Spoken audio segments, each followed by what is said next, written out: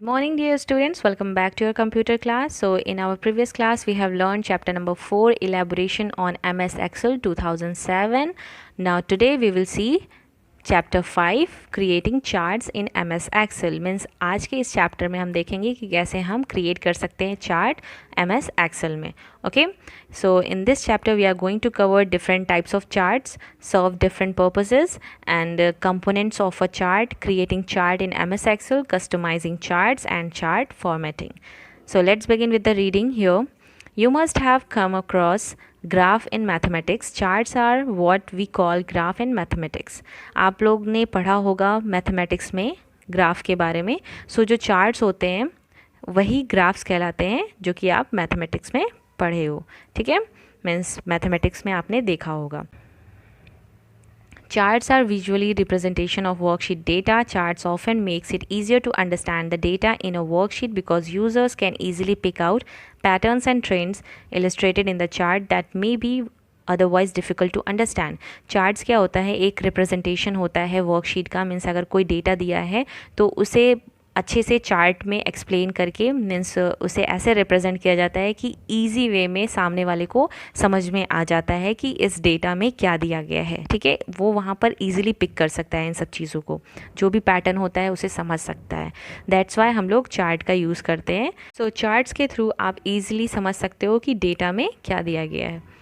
The plot area in a chart or a graph in a spreadsheet programs refers to that area of the chart which graphically displays the data being charted.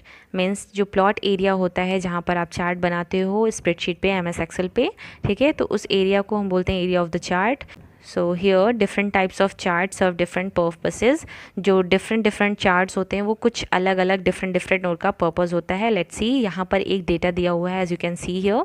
ठीक है, ये जो data है इसी data के basis पे सारे data यहाँ पर चार्ट आप देखने को मिलेगा आपको. तो चलिए देखते हैं. सबसे पहला है line chart.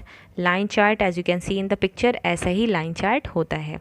Okay, so these charts are use to show trends over time, specially when many points are there to plot और the data trends is important. Each line in the graph shows the changes in the value of one item of data. Chart पे आपको दिखा रहा है कि यहाँ पर price 2002 में कितनी थी और प्राइस 2012 में कितनी है. तो ब्लू क्या रिप्रेजेंट कर रहा है, 2002 का, और ये जो रेड है वो 2012 का रिप्रेजेंट कर रहा है कि ग्रीन का क्या प्राइस हुआ. ठीक है, यहाँ पर आप देख सकते हो प्राइस बढ़ रहा है. ठीक, यहाँ पर क्या हो रहा है, बढ़ने के बाद थोड़ा सा घट गया है. ठीक है, तो दिस वे लाइन चार्ट पे हम लोग शो करते हैं डेटा को.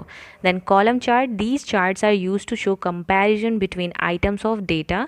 ये चार्ट शो करता है कंपैरिजन, कैसे हम आइटम्स को कंपेयर कर सकते हैं. Each column in the chart represent the value of one item of data. जितने भी कॉलम होते हैं वो रिप्रेजेंट करते हैं वैल्यू किसी आइटम का, जो कि डेटा क्या है. It is also use to illustrate the changes that come in data over a period of time. As you can see here, यहाँ पर रेड, ग्रीन, ब्लू, येलो दिया हुआ है. देन यहाँ पर प्राइस दिए हुए हैं. ठीक है, अब यहाँ पर प्राइस है 2002 में, ब्लू कलर से जो शो कर रहा है, रेड का क्या था, देन ग्रीन का क्या था.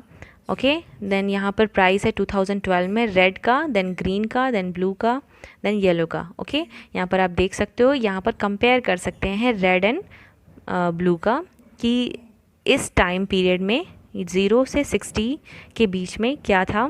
ठीक है, देन यहाँ पर 0 to 80 तक में, मीन्स जहाँ तक भी गया, यहाँ पर आप देख सकते हो दोनों में कंपेयर कर सकते हैं आइटम्स में कि क्या प्राइस थी उस टाइम पे.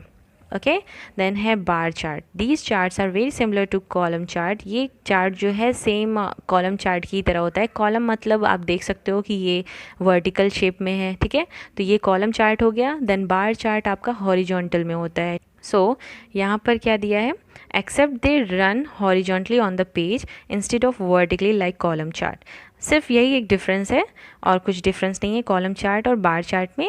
इस तरीके से क्या होता है कि थोड़ा ये इंटरेस्टिंग दिखता है, अच्छा दिखता है. सो दिस वे लोग यूज़ करते हैं कॉलम चार्ट और बार चार्ट को. बाकी सारी चीज़ें सेम होती है, सिर्फ ये जो कॉलम चार्ट होती है वो वर्टिकल होती है और जो बार चार्ट होती है वो हॉरिजॉन्टल होती है. नेक्स्ट आता है आपका पाई चार्ट.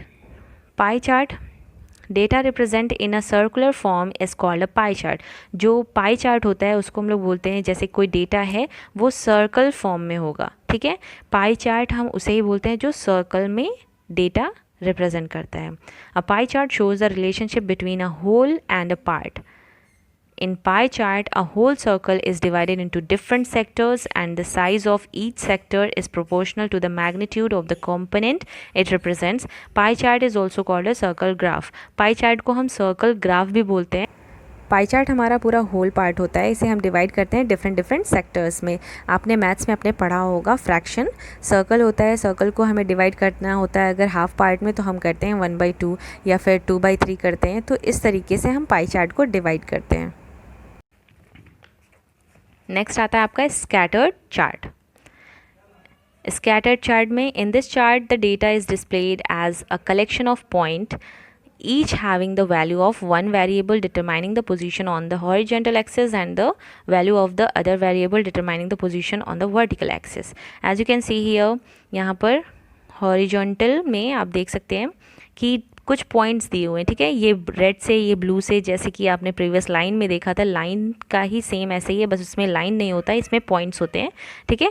यहाँ पर शो कर रहे हैं स्कैटर्ड रहते हैं, मीन्स अलग अलग दिखता है कि कहाँ पे कितना पॉइंट आया, कहाँ पर कितना पॉइंट था, ठीक है। आप यहाँ पर कंपेयर कर सकते हो ब्लू एंड रेड में, यहाँ पर भी आप देख सकते हैं, यहाँ पर भी, यहाँ पर भी, ठीक है।